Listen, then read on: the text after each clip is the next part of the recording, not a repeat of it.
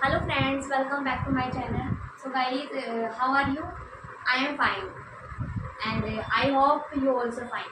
So guys, जो हमारा topic चल रहा था वो चल रहा था पावर शेयरिंग यानी कि शक्ति का बंटवारा।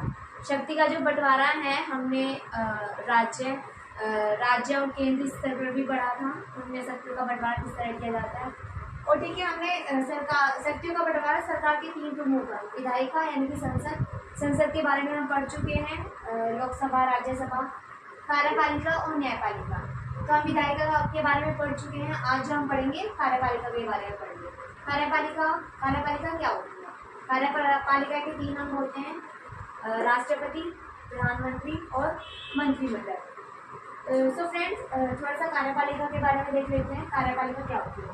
कार्यपालिका कानून लागू करती है, यानी कि क्या करती है कार्यपालिका का जो काम होता है वो क्या करती है? कानूनों को लागू करती है। ठीक है, कानून बनाती कौन है? विधायिका यानी कि संसद, और उनको लागू करने का कार्य कौन करती है? कार्यपालिका। संविधान के अनुच्छेद 52 से 78 तक कार्यपालिका की व्यवस्था की गई है, यानी कि संविधान का जो अनुच्छेद है 52 से 78 तक, ठीक है, उसमें जो संविधान का जो अनुच्छेद है 52 से 78 तक, उसमें क्या किया है? कार्यपालिका की व्यवस्था की गई है, यानी कि हमारे देश में एक कार्यपालिका होगी जो कि जो कानून है उनको लागू करने का कार्य करेगी। ठीक है, कार्यपालिका के अंतर्गत राष्ट्रपति, प्रधानमंत्री, मंत्रिमंडल शामिल है। कार्यपालिका के अंदर क्या क्या शामिल है? अंतर्गत कौन कौन आता है? राष्ट्रपति, प्रधानमंत्री और मंत्रिमंडल, या फिर कह सकते हैं मंत्री परिषद। सो गाइस, आज हम पढ़ेंगे पहले राष्ट्रपति के बारे में। कार्यपालिका का जो एक अंग है राष्ट्रपति। संविधान के अनुच्छेद 52 के अनुसार, यानी कि भारत में लोकतंत्र में क्या होगा? एक राष्ट्रपति होगा। ठीक है, राष्ट्रपति का पद होगा अनुच्छेद 52 के अनुसार। ठीक है, संविधान का जो अनुच्छेद 52 है उसके अनुसार भारत का एक राष्ट्रपति होगा। ठीक है, अप्रत्यक्ष रूप से जिसमें केंद्र की कार्यपालिका की शक्ति निहित होगी, यानी कि जो राष्ट्रपति है वो कार्यपालिका का प्रमुख होगा। ठीक है, भारत का राष्ट्रपति अप्रत्यक्ष रूप से अनुपातिक प्रतिनिधित्व पद्धति के अनुसार एकल संक्रमणीय मत प्रणाली के तहत एक निर्वाचन मंडल द्वारा निर्वाचित होता है। यानी कि जो राष्ट्रपति का चुनाव है वो कैसे होगा? जैसे राज्यसभा के सदस्यों का चुनाव होता है जिस प्रणाली के अनुसार, किसके अनुसार होता है? एकल संक्रमणीय मत प्रणाली के अनुसार, जिसका चुनाव राज्यसभा के जो सदस्य होते हैं उनका चुनाव भी इसी प्रणाली के अनुसार होता है, और राष्ट्रपति का चुनाव भी एक निर्वाचन मंडल द्वारा होता है। ठीक है, ये कौन करता है? किस प्रणाली के आधार पर होता है? एकल संक्रमणीय मत प्रणाली। और कौन करता है? निर्वाचन मंडल प्रधानमंत्री का निर्वाचित करता है, प्रधानमंत्री को, जिसमें राज्य विधानसभाओं तथा संघ शासित क्षेत्रों की विधानसभाओं के केवल निर्वाचित सदस्य ही भाग लेते हैं। यानी कि जो राष्ट्रपति का चुनाव होता है उसमें कौन भाग लेता है? सिर्फ राज्य विधानसभाओं के जो निर्वाचित सदस्य होते हैं, और संशासित क्षेत्रों के विधानसभाओं के जो निर्वाचित सदस्य होते हैं वही इसमें भाग लेते हैं। राष्ट्रपति का कार्यकाल 5 साल का होता है। राष्ट्रपति कितने साल के लिए चुना जाता है? 5 ईयर्स के लिए। ठीक है, 5 साल बाद राष्ट्रपति के दोबारा चुनाव कराया जाता है। अब देखोगे जैसे कि हमारे 2024 में दोबारा से क्या कहते हैं, वो तो शायद प्रधानमंत्री की होती है। ठीक है, जो राष्ट्रपति होता है वो 5 साल के लिए चुना जाता है। ठीक है, अनुच्छेद 61 में संविधान के उल्लंघन पर महाभियोग द्वारा पद से हटाया जा सकता है। राष्ट्रपति कितने 5 साल के लिए निर्वाचित किया जाएगा, लेकिन उसको हटाने की प्रक्रिया संविधान के अनुच्छेद 61 में ये प्रावधान रखा हुआ है कि अगर वैसे तो जो राष्ट्रपति है वो अपनी इच्छा अनुसार भी त्याग पत्र दे सकता है, लेकिन क्या होगा अगर संविधान का उल्लंघन किया है उसने, राष्ट्रपति ने अपने पद पे रहते हुए संविधान का उल्लंघन किया है, तो उसको महाभियोग द्वारा पद से हटाया जा सकता है। ठीक है, सो गाइज आज का जो हमारा टॉपिक था आज के लिए सिर्फ इतना, बाकी हम राष्ट्रपति के बारे में आगे की क्लास में कवर करेंगे। सो गाइज अगर आपको स्क्रीनशॉट लेना है तो आप ले सकते हो।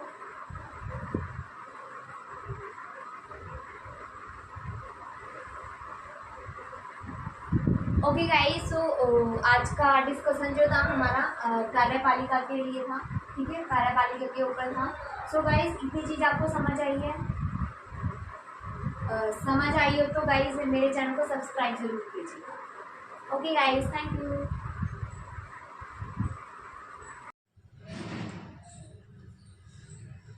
Hello guys, how are you? I am fine, I hope you also fine. So guys हमारा जो टॉपिक चल रहा है वो पावर शेयरिंग चल रहा है, सत्ता का बंटवारा। सो गाइज हमने जो लास्ट क्लास में क्या पढ़ा था? लास्ट क्लास में हमने पढ़ा था सरकार के 3 प्रमुख अंग होते हैं, जैसे कि आप जानते हो, विधायिका, कार्यपालिका और न्यायपालिका। हम विधायिका यानी कि संसद के बारे में पढ़ चुके हैं हमारी लास्ट क्लासेस में। जो हमारी आज की क्लास है, आज का डिस्कशन है वो कार्यपालिका पे है। ओके, सो कार्यपालिका के बारे में थोड़ा सा हम जान लेते हैं। कार्यपालिका अंग कौन कौन से होते हैं? राष्ट्रपति, उपराष्ट्रपति, प्रधानमंत्री या फिर मंत्रिमंडल, ठीक है, ये सारा कार्यपालिका में आते हैं ये सारे। सो कार्यपालिका के बारे में हमने जो राष्ट्रपति है, राष्ट्रपति के बारे में भी हमने पढ़ा है, ठीक है, कि राष्ट्रपति क्या होता है, उसका कार्य क्या होता है। सो आज हम राष्ट्रपति की योग्यताएं और शक्तियां पढ़ेंगे। तो आज की जो क्लास है, सो स्टार्ट करते हैं गाइज हम। राष्ट्रपति की योग्यताएं कौन कौन सी होती है? जब कोई व्यक्ति राष्ट्रपति के पद पर चुना जाता है तो उसकी ऐसी कौन कौन सी योग्यताएं होती हैं जो उसके पास होनी चाहिए? सबसे पहली, वह भारत का नागरिक हो, यानी कि वो किसी भी देश से ना बिलोंग करके हमारे भारत का नागरिक होना चाहिए, ठीक है, उसे भारत की नागरिकता प्राप्त होनी चाहिए, भारत का नागरिक। वह किसी लाभ के पद पर ना हो। क्या होना चाहिए गाइज? वो किसी गवर्नमेंट जॉब पर ना हो, तभी वो राष्ट्रपति बन सकता है, ठीक है। एक है न्यूनतम आयु 35 वर्ष होनी चाहिए। भाई जो एक राष्ट्रपति के पद पर नियुक्त किया जाना है उस व्यक्ति की आयु 35 वर्ष होनी चाहिए, ओके, 35 साल। सो वह लोकसभा में निर्वाचित होने की योग्यता रखता हो। वो व्यक्ति क्या हो कि लोकसभा के जो निर्वाचित सदस्य होते हैं उसमें शामिल होने की योग्यता रखता हो, ठीक है। सो गाइज ये हमारी योग्यता थी, 4 योग्यताएं हैं। कौन कौन सी हैं? अब हम देख लेते हैं राष्ट्रपति के कार्य व शक्तियां। राष्ट्रपति की कार्य शक्तियां क्या होती हैं? अब राष्ट्रपति है तो उनकी कुछ शक्तियां भी होंगी और उनके कुछ कार्य भी होंगे, ठीक है, हम उनके बारे में बात कर लेते हैं।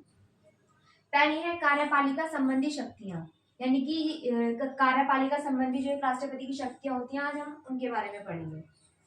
भारत का प्रधानमंत्री, मंत्रिमंडल के अन्य सदस्य, यानी कि भारत का प्रधानमंत्री, मंत्रिमंडल के अन्य सदस्य हैं, सर्वोच्च व उच्च न्यायालय के न्यायाधीश तथा अन्य पद अधिकारियों की नियुक्ति करना कार्यपालिका संबंधी शक्तियां हैं। यानी कि जो राष्ट्रपति है, राष्ट्रपति की इन सभी की नियुक्ति में भूमिका होती है, ठीक है, कार्यपालिका में। सो गाइस जो आज का हमारा सेकंड है, ये थी कार्यपालिका संबंधी शक्तियां। अगला है विधायिक शक्तियां, यानी कि कानून बनाने के पर्पज से उसकी क्या शक्तियां हैं? संसद के सत्रों को बुलाना, यानी कि संसद के जितने भी सत्र होते हैं वो राष्ट्रपति बुलाता है, ठीक है। राज्यसभा भंग करना, यानी कि राज्यसभा भंग करने की जो शक्ति किसके पास है? राष्ट्रपति के पास। लोकसभा में 2 आंग्ल भारतीय तथा राज्यसभा में 12 सदस्यों को मनोनीत करता है, यानी कि राष्ट्रपति लोकसभा में 2 सदस्य चुनेगा, ठीक है, और 12 सदस्य राज्यसभा में चुने जाएंगे राष्ट्रपति द्वारा। अगली है संकटकालीन शक्तियां, यानी कि अगर कोई संकट है देश पे तो उसमें जो राष्ट्रपति की शक्तियां हैं वो कौन कौन सी होंगी? ठीक है, युद्ध, अगर कोई देश में कोई युद्ध हो गया है किसी देश से, बाहरी आक्रमण की स्थिति चल रही है, यानी कि कोई बाहर से किसी देश ने हम पे आक्रमण कर दिया है। संवैधानिक तंत्र की विफलता की स्थिति, यानी कि जो हमारा संवैधानिक तंत्र है वो विफल हो गया है, उसकी स्थिति के दौरान। वित्तीय संकट की स्थिति में, यानी कि अगर देश पे कोई वित्तीय संकट आ पड़ा है उसकी स्थिति में विशेष शक्तियां प्राप्त हैं, ठीक है गाइस। ये संकटकालीन शक्तियां हैं, जब कोई संकट आता है किसी देश पे जैसे कि युद्ध हुआ, बाहर से किसी का आक्रमण हो गया, संवैधानिक तंत्र की विफलता, तो ऐसी स्थिति में जो राष्ट्रपति है उसको विशेष अधिकार प्राप्त है। न्यायिक संबंधी शक्तियां, न्यायिक संबंधी शक्तियां कौन कौन सी प्राप्त है उसको? राष्ट्रपति किसी सार्वजनिक महत्व के प्रश्न पर सर्वोच्च न्यायालय से अनुच्छेद 143 के तहत परामर्श ले सकता है। यानी कि कोई सार्वजनिक क्षेत्र से जुड़ा हुआ मामला है तो वो क्या कर सकता है? राष्ट्रपति सर्वोच्च न्यायालय से अनुच्छेद 143 के तहत परामर्श ले सकता है। ठीक है। 5 है आपका क्षमा करने की शक्ति। क्षमा करने की शक्ति यानी कि राष्ट्रपति को किसी व्यक्ति के दंड को क्षमा करने तथा कम करने की शक्ति प्राप्त है। भाई राष्ट्रपति को एक विशेष अधिकार है कि अगर किसी व्यक्ति को दंड दिया गया है या फांसी की सजा दी गई है, या तो वो माफ भी कर सकता है राष्ट्रपति उसको, या फिर उसको उस सजा को थोड़ा कम भी कर सकता है। सो गाइज ये हमारा क्लास था ये कार्यपालिका के बारे में। कार्यपालिका का जो टॉपिक है वो चल रहा था राष्ट्रपति के बारे में हमने सब कुछ पढ़ लिया है। राष्ट्रपति क्या होता है, उनकी क्या योग्यताएं होती हैं, उनकी क्या शक्तियां होती हैं। ओके गाइज, सो आज के लिए सिर्फ इतना। अगर आपको स्क्रीनशॉट लेना है तो आप ले सकते हो।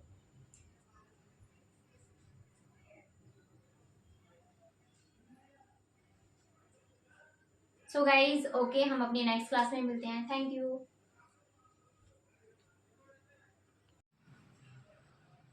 हेलो गाइस, सो हमने क्या पढ़ा था अपने टॉपिक में? हमारा क्या टॉपिक चल रहा था?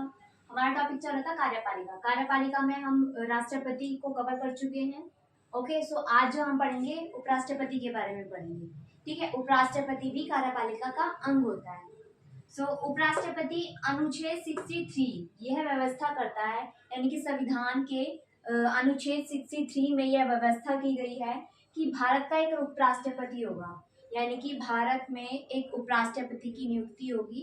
भारत में उपराष्ट्रपति का गठन जो होगा वो अनुच्छेद 63 में यह व्यवस्था की गई है। उपराष्ट्रपति का कार्यकाल 5 वर्ष का होता है। उपराष्ट्रपति कितने साल के लिए चुना जाता है? जैसे प्रधानमंत्री और राष्ट्रपति चुने जाते हैं, वैसे ही उपराष्ट्रपति भी 5 वर्ष के लिए चुना जाता है। उसका कार्यकाल 5 वर्ष का होता है। डॉक्टर एस राधाकृष्णन पहले उपराष्ट्रपति थे। हमारे देश के जो पहले उपराष्ट्रपति थे वो कौन थे? डॉक्टर एस राधाकृष्णन, जो भारत के उपराष्ट्रपति थे पहले। ओके, सो हम उपराष्ट्रपति की कुछ योग्यताएं पढ़ लेते हैं। कौन कौन सी योग्यताएं हैं गाइस?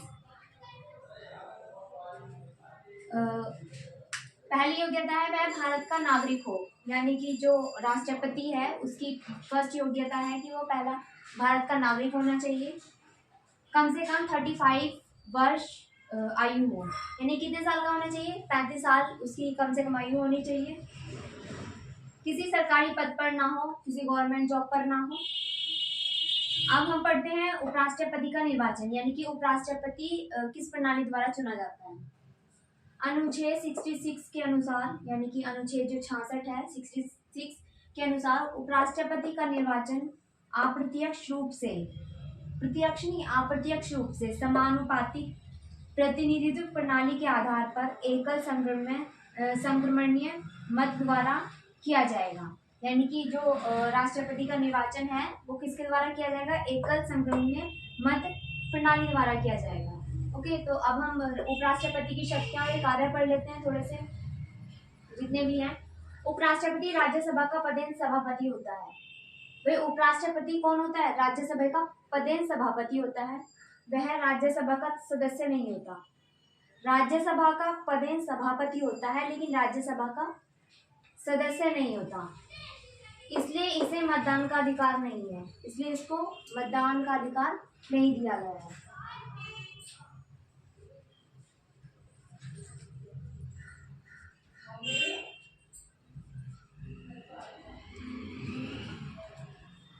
अगला है हमारा गलत व्यवहार करने वालों को सदन से बाहर जाने का आदेश दे सकता है।